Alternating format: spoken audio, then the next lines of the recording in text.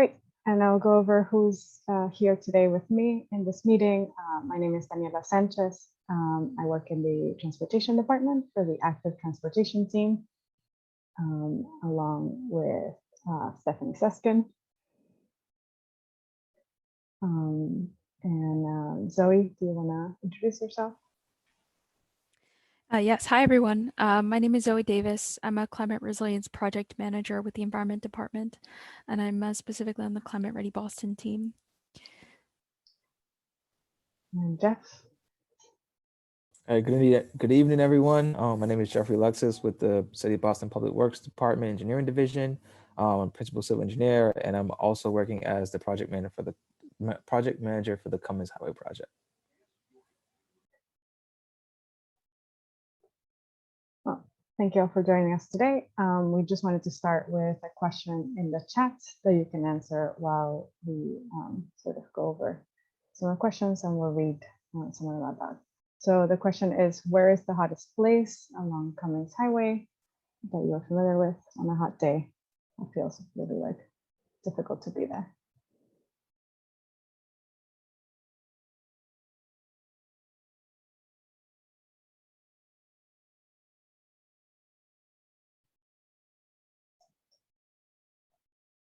I see now on the says Wood Avenue.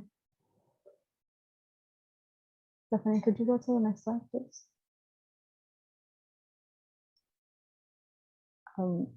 I just wanted to say that this is part of a series of chats that we'll be having to advance the final design for Cummins Highway. In these meetings, we will be sharing information about how street design responds to the city's goals and your feedback. And then every one of these meetings that will be happening will be informing the final design for Cummins. So again, the question was, what's a hot area along Cummins that you feel?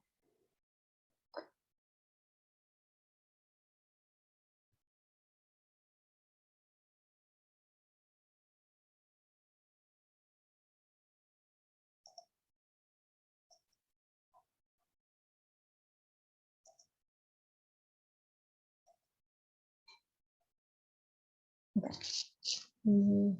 Next. I'll pass it along to Zoe to discuss what's coming today. Yeah, so we hope that you all add some other thoughts in the chat there, but just to orient us to our time together tonight, we'll learn about the city's heat resilience study. I forgot to mention, I am the project manager for the heat resilience study, so that's why we're talking about it today. We'll also learn about the Cummins Highway reconstruction. And then we'd like to talk with you all about experiences with extreme heat and hear about your experiences. And then finally, we'd like to hear your ideas for the Cummins Highway reconstruction and ways that we can sort of orient these ideas to help reduce the impacts of extreme heat on Cummins Highway.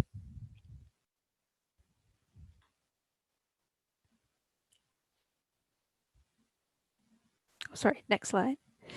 So let's start off with the heat resilience study. The heat resilience study is an ongoing planning process to develop and define solutions that will reduce extreme high temperatures and protect people and infrastructure from high heat risk. So through this process, we will identify strategies that we can use, the metrics to measure the risk and our success in achieving this goal of reducing high heat in the city. And then we're also looking to define where strategies will have the greatest impact, as well as when strategies will need to be in place so that they can be successful. Next slide.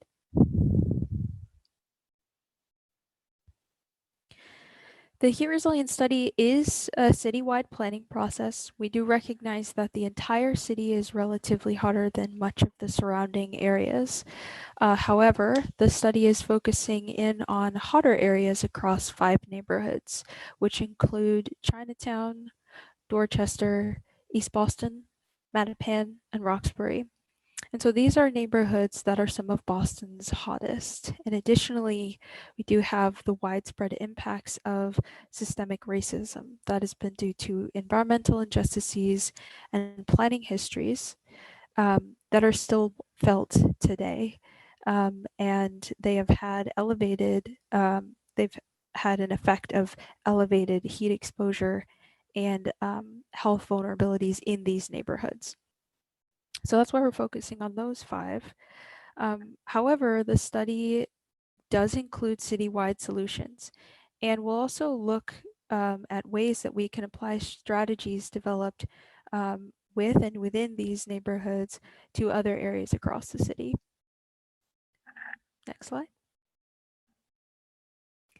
So just to orient everyone to where we are in the project timeline, quite a bit has happened over the course of a few months since the project launched in February. We've had our first open house. We've also launched our COMAP survey and had a series of workshops called idea sessions where we talked about some potential ideas for heat resilience. And so now we're looking to our second open house where we're excited to speak with you all about these ideas that we've heard from folks across the city and really dig into them a bit more. So looking forward to seeing you all next week, Wednesday, the 14th at the second open house. And then after that, we'll be looking at what the road to implementation, what that roadmap can look like. All right, next slide.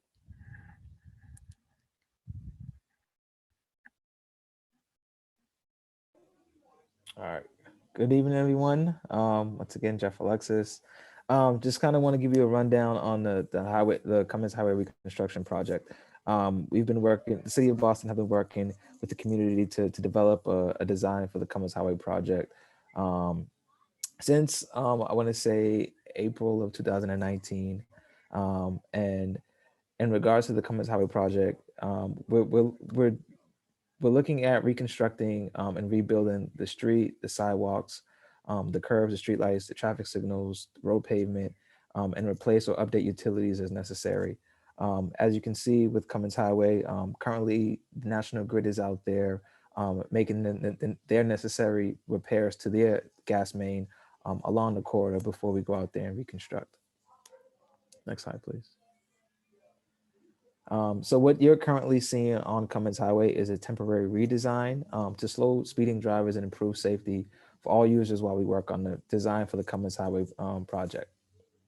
We've instituted or implemented 2 phases of the temporary traffic pilot to reduce speeds along Cummins Highway, as well as to provide accommodations for cyclists and improve pedestrian spaces to make it safer.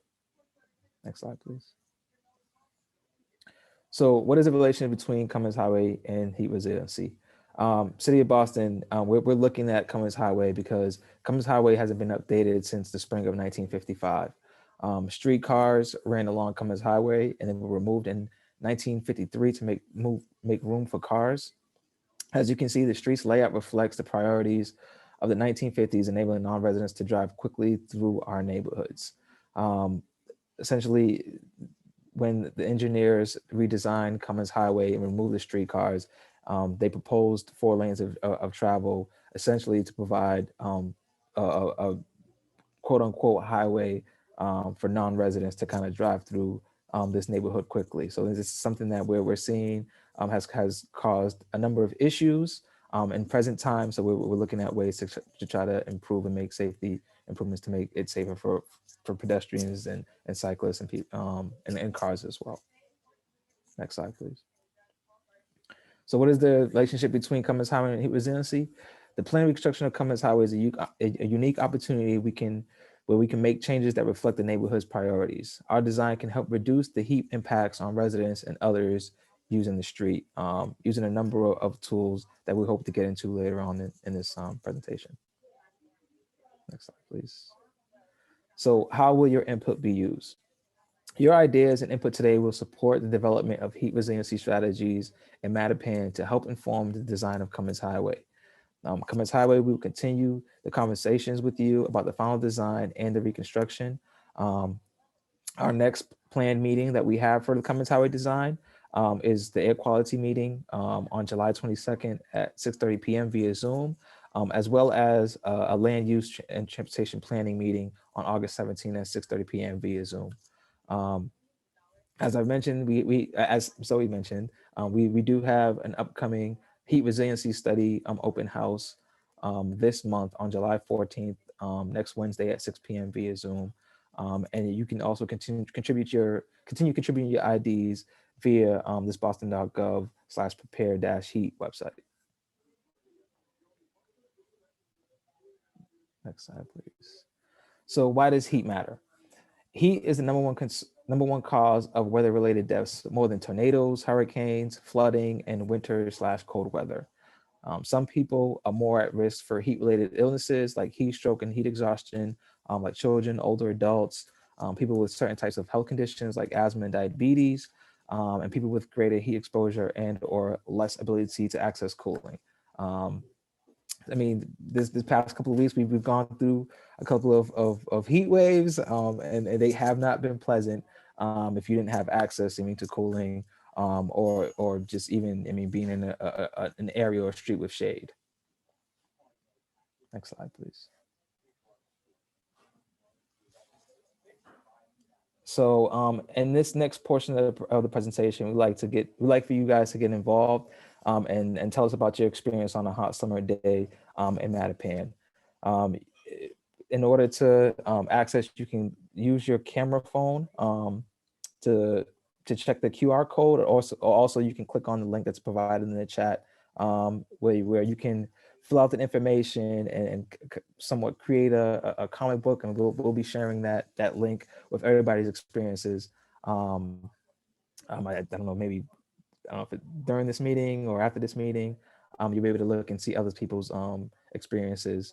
I will say that I did go biking this past Monday. It was a cooler somewhat day down in the Ponza Greenway, but where it was nice and comfortable. As soon as I entered into Mattapan Square, it was the heat island effect was immediate. I felt it immediately. So this is something that I experienced living in Hyde Park. Trying to travel through Mattapan to get to the Ponza Greenway. So yeah, definitely let us know your experiences. And as I mentioned, that information that you share is something that we can use to kind of help improve the Cummins Highway Reconstruction project. Next slide, please. And I think I would turn this over to Zoe. Yep, thanks, Steph. No problem. Thank you. So with the heat resilience study, we've been looking at how heat experiences aren't just about the weather. And so the slide that you're looking at here gives a bit of an overview of how different factors can come into play here. So it's easy to think about the temperature, when it's 95 degrees, that everyone's going to be hot. And that's true. But we're finding also that there are different layers to that. So when the forecast says it's 95, that doesn't necessarily mean that all neighborhoods and all people will feel the same temperatures in the same way. So some might feel hotter than others because of environmental factors that are there and that folks are in. So here are some of these factors that can shape these experiences. And so as we're going through them briefly, I would encourage you all to just think about how some of these factors affect you all. So first, we have the weather. It really does make a difference. We know, whether it's humid or hot and dry. But then we can also think about the type of environment that's around that can have an impact on how you're experiencing a hot day.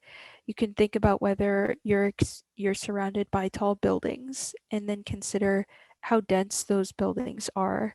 Are there a lot of them around? Are these buildings covered in darker roofs that could potentially be contributing to a higher heat effect there? Or are you near trees or parks or other cooling structures? that may have more of a cooling effect. And then there's another layer, really looking at the root causes of why we see some of the differences in patterns of where places have more or less cooling structures or more or less paved areas or buildings. And so, looking at the root causes that may be and often are tied to systems of racism in many different ways across Boston. So due to a legacy of disinvestment, some places across Boston, including some places in Mattapan, often have areas where there are polluting uses near homes, where that can also increase underlying health conditions and add to risk. And so with the heat resilience project, we're really looking to understand these connections with some of the root causes, the environmental conditions, and how that really interacts with weather as well. Next slide.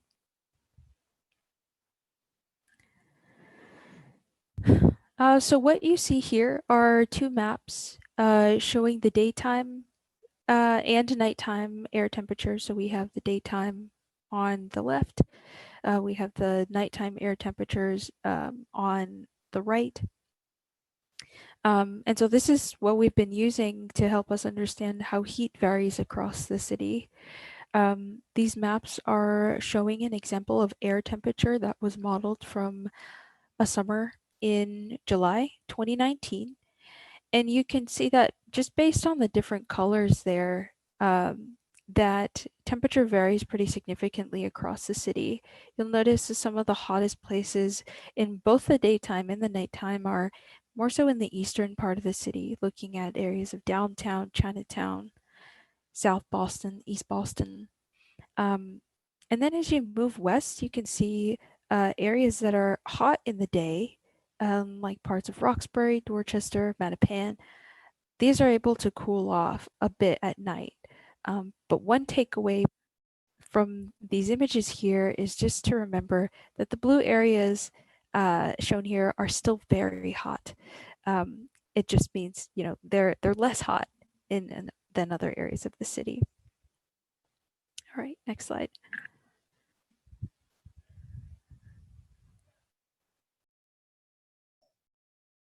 Yeah, so the question of why are some neighborhoods hotter or cooler than others? As Zoe mentioned, there are there's weather and there's temperature, but there's also other underlying reasons, historic as well, that contribute to these factors. So, for example, between 1938 and 1968, the Homeowners Loans Corporation used loan riskness as a grading system for each Boston neighborhood, and these grading systems and these ratings that they gave each neighborhood are highly correlated with the racial makeup of those neighborhoods. So the effects of these grading systems was that as areas were graded as less desirable or declining or hazardous, it made it nearly impossible for people who were living there or people who wanted to move there to qualify, or especially people of color, to qualify for mortgage loans.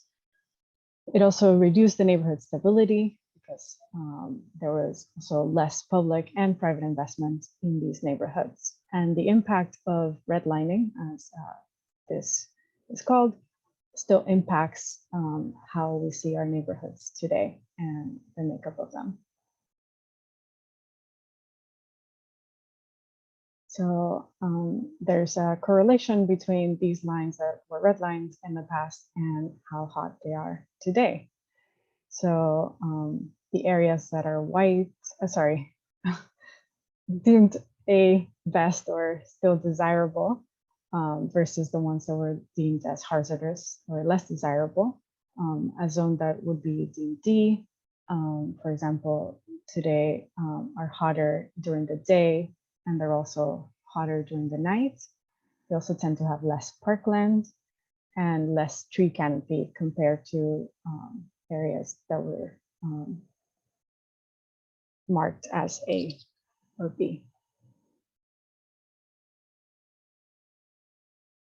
But this isn't the only policy or idea that sort of influences how the consequences that we see today on the roads and that increase heat vulnerability for many of the neighborhoods in Boston. This came along with also policies that created changes in zoning that limited the growth by creating low density areas, which contribute to the destabilization of many locally owned businesses, especially along Blue Hill Lab and Cummins Highway in the case of Mattapan and Mattapan Square, because there were fewer residents that were coming and living, moving there and supporting these businesses. Excellent, thank you. This also, of course, coincides with the end of Boston's streetcar system. Less public transportation capacity also means a reduced transportation access for Mattapan residents to jobs, but also to other places outside of Mattapan. And this also incentivized the white flight, making so people move out of these neighborhoods because they are deemed less desirable.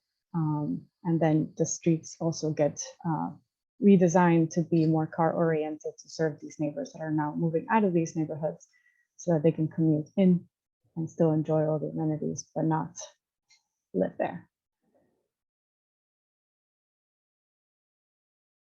So the end of the streetcar era is also an increase in reliance of having to own personal vehicles, which also add to the personal cost of each person. So residents in Boston, especially people of color, for example, pay higher insurance rates than people who live outside of Boston.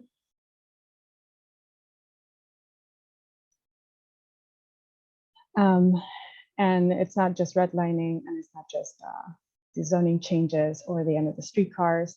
This same era also brings in, starting from the 1950s and continuing even until the early 2000s and even today. Many transportation departments focus really only on moving people on cars, which resulted in widened streets and building large paved parking lots. And actually, as far as the 1990s, but even further, many engineering documents sort of recommended now putting trees on streets because drivers could crash into these trees, and they were deemed, difficult, like things that you shouldn't put on the roads to make sure that traffic and vehicles to reduce crashes. Also, vast majority of available transportation funds tend to be allocated to projects that only benefit driving. There's limited pools of money available for expanding and supporting public transportation, as well as other modes. So why does this reliance on vehicles make our trips through our neighborhoods hotter? Increasing the levels of vehicle traffic make the neighborhoods hotter because there's friction of tires and the brakes and the vehicle's exhaust. For example, we found this information that the average personal motor vehicle creates 6.31 million joules of heat per mile traveled. That's the same as leaving 1,500 watt space heater on for 70 minutes. You can imagine that much heat coming off.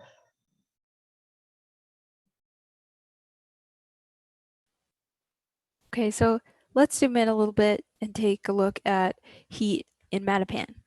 In this image, this is the daytime air temperature modeled. And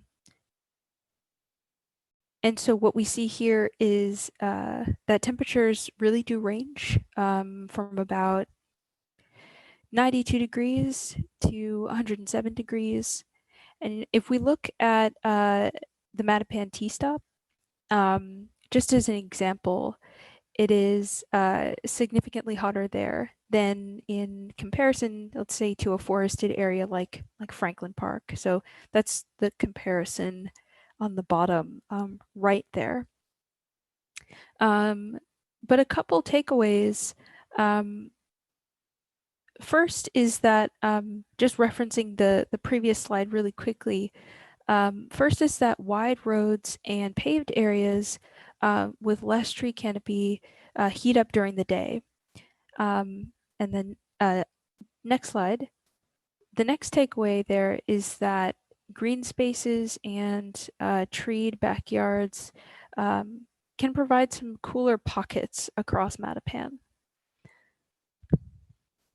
And now taking a look at the nighttime air temperatures, we found that fewer hardscape areas help to cool, especially the southern and the northern parts of Mattapan, especially overnight. And so, you know, what this often means, even though there is a cool down when there are extremely high temperatures, homes and streets are less likely to cool down, and this can make heat waves even worse.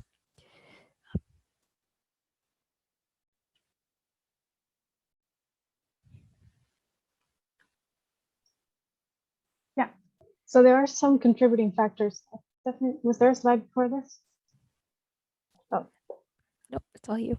okay, thank you. Sorry. Give me a minute. I can scroll. Yeah, hang on. Okay. Apologies. Sometimes in the heat of things. Which was the one that you wanted? Yes, thank you. So we wanted to sort of take a closer look at sort of what are some of the contributing, what contributes to heat exposure in our streets today that make them hotter than the median of the rest of the city. So large paved areas tend to not cool overnight. They tend to retain heat and sort of keep it for longer, even through the night. So large dark roofs, bricks, but also street roadways that are paved. When there are few to no trees, makes it, so that there's no place where there's shade. So all of it gets heated all the time. And when there are few options outside of vehicles, it means also more traffic, more heat from brakes and from exhaust as well. So this also means that the street is not only hotter during the day, but then it also stays hotter during the night, as Zoe explained.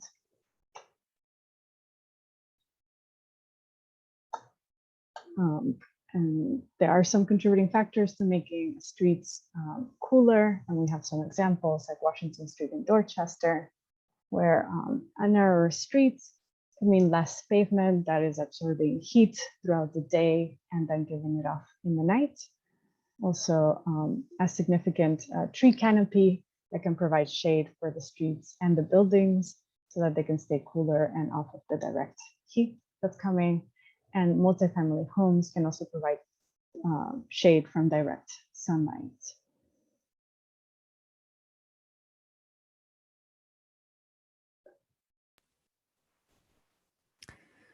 Okay, so moving into our brainstorming phase, we're about to transition into our discussion, but before we do, would love to hear from you all. Where is the coolest place along Cummins in the summer?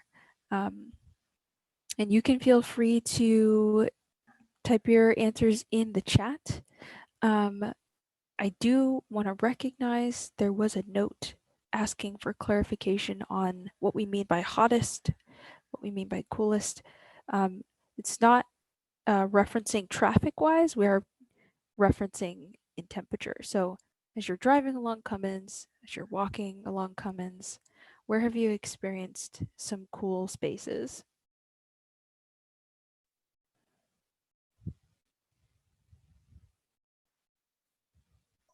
Also, if you're struggling to think of a place, also feel free to drop another one that we can look at as an example that you think is keeps you cool during a hot day in the summer.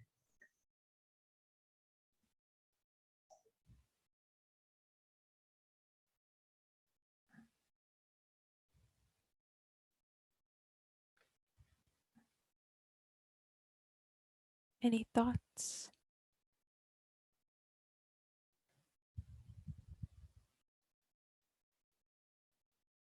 Thanks for sending it in the chat, Stephanie. In an air-conditioned store, yep.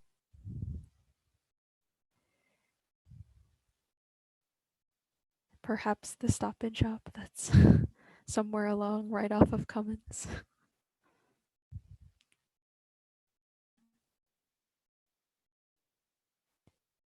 Well, I hope that you'll have some other thoughts brewing in your brains as we move along. I think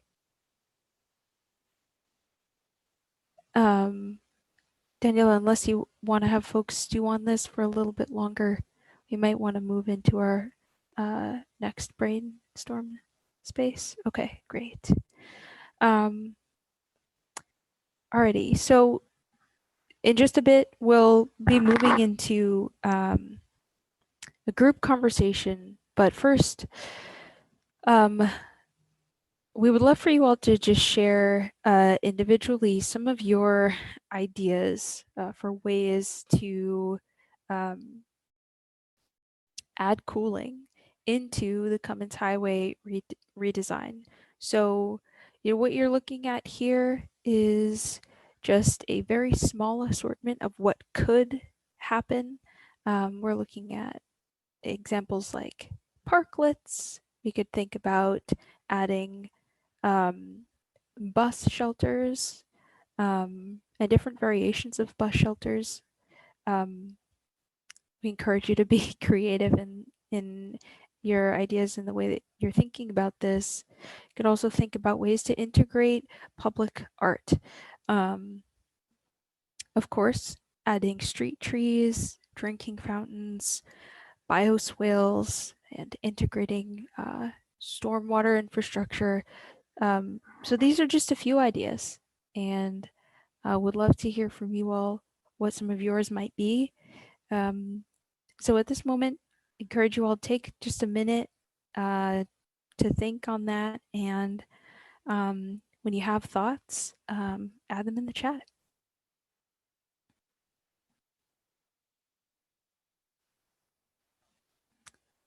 Okay, so I'm seeing a lot of cool things coming in. Just from our previous question, a cool space on Cummins would be, it looks like the intersection between Cummins Highway and Itasca Street near the cemetery. Yep. In terms of ideas for Cummins Highway, more trees. There's a note about the side streets are cooler because they still have trees, and the houses are not so close together, which allows airflow. Requiring a green area ratio in the zoning. Adding artwork to bus sheds and adding benches under trees. Misting machines near the MBTA station. Another call for adding trees. I really like these ideas. All for the arts.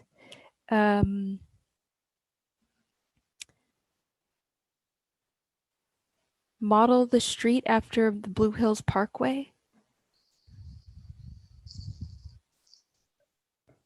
We'll make sure to pass your comment along as well, Fatima, to the Plan Metapan folks who are, don't know if they're with us today.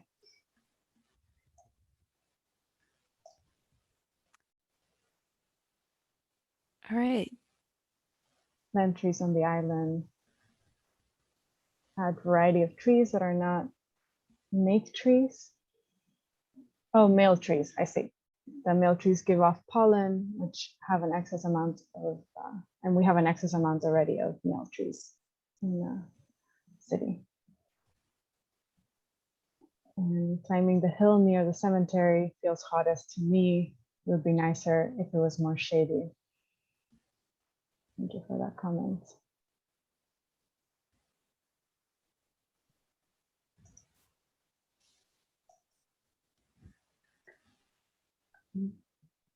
Do we want to, Stephanie? So, yeah. right. So I think just to continue this brainstorm, unless we would like to sort of shift into, group brainstorm as well, happy to do that. But just in this brainstorm space, what we'd like to do is ask you a few more questions for your thoughts here. So the first is where and for whom are the greatest needs for heat relief in Mattapan? And the second question, what are the greatest barriers to staying cool? And then the third is, what are your ideas for providing better cooling for your neighborhood? So we've heard some really great ideas in terms of ideas for providing cooling, especially specifically along Cummins.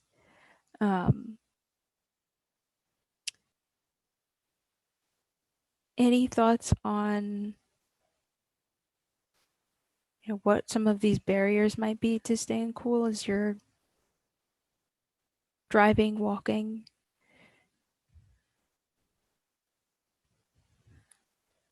Think we've heard,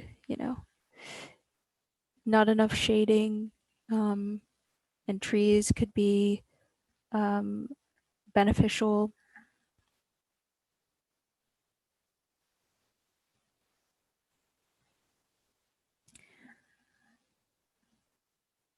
Are there specific communities within Mattapan, especially near and along Cummins Highway,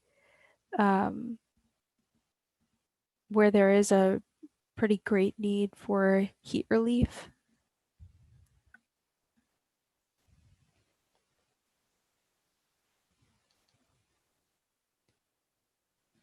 Seeing a note about the bus stops situated in direct sunlight.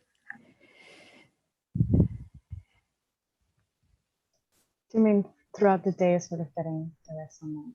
Okay. Yeah.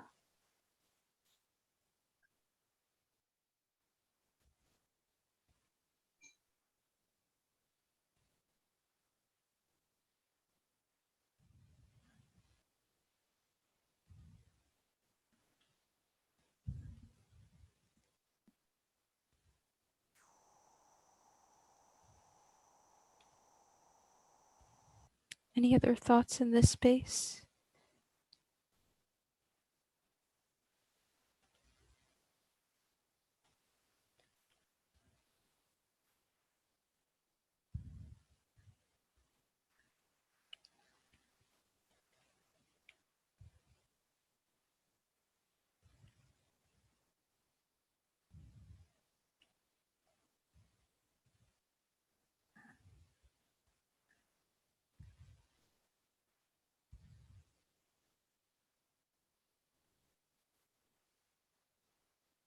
All right, well, thank you all for your amazing ideas and input on some of these things here. I think we'd really like to sort of bring this into conversation with one another and pivot to a group discussion. Still with these same 3 questions and still thinking about ways to bring cooling to Cummins Highway. So I think we are going to break into groups. Is this true, Daniela? Okay. Yes, Yeah. definitely should be arranging. Emily and Esther, the interpreters, will stay here. So if you're listening to the presentation in Spanish or Haitian Creole, stay in the main room, and then there will be another room for the other half of the group. So first, just thank you all for your thoughts during that brainstorm time. And as folks have been saying on the call, we do really appreciate your ideas and are taking them in. And yeah, so thank you. just before we leave, I do want to make sure that folks are aware of some of these resources to stay cool this summer. I won't go through them all, but they are accessible on the project website. You can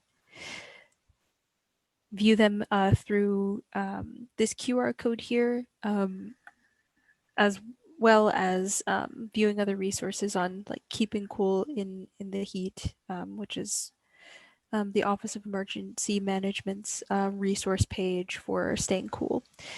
So feel free to take a look at those. And then as we just transition out, we did want to also share some ways to keep in touch and to also continue to share ideas and learn more about both the heat resilience study and the Cummins Highway redesign. So just again, we will be hosting the second community open house for the heat resilience study next week, July 14th at 6 p.m. You can we can actually post this link in the chat for you all to visit, but you can also access it through the project website as well. And just in terms of keeping in touch and staying up to date, feel free to visit the project website for more information. And if you have any questions, you can always feel free to reach out to me directly, zoe.davis@boston.gov.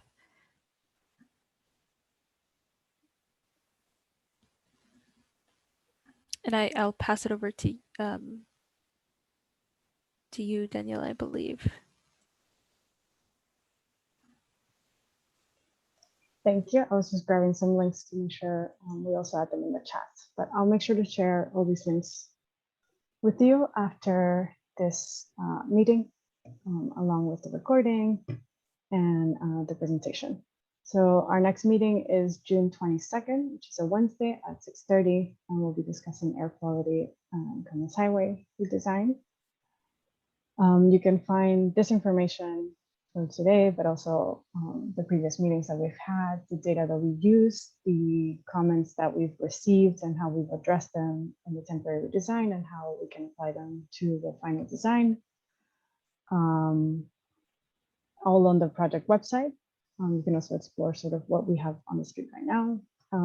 As we mentioned, we have a chat with us or meet with a project team member every other week on Wednesday, 3 to 7 p.m. And you can have 15 minutes with one of us, Jeff, who's here in the call, or with me, or with Stephanie, or with Zach.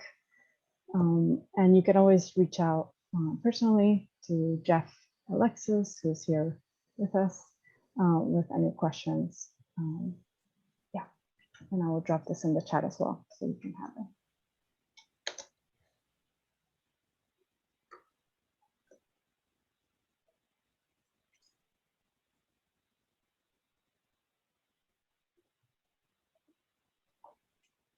So we have 2 minutes to just sort of chat.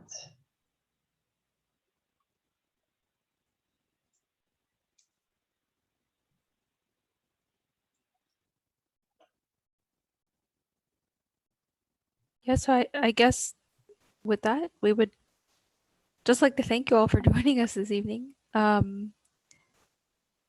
And for sharing your ideas. As Daniela said, we do have, another minute or so. So if you have any other burning thoughts or questions, feel free to come off mute and share with the group.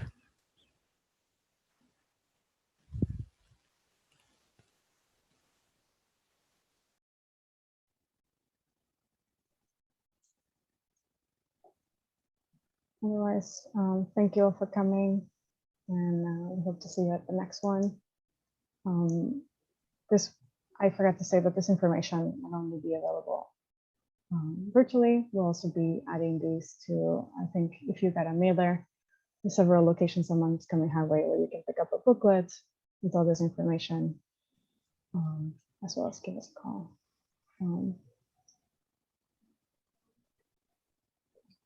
So thank you for coming tonight.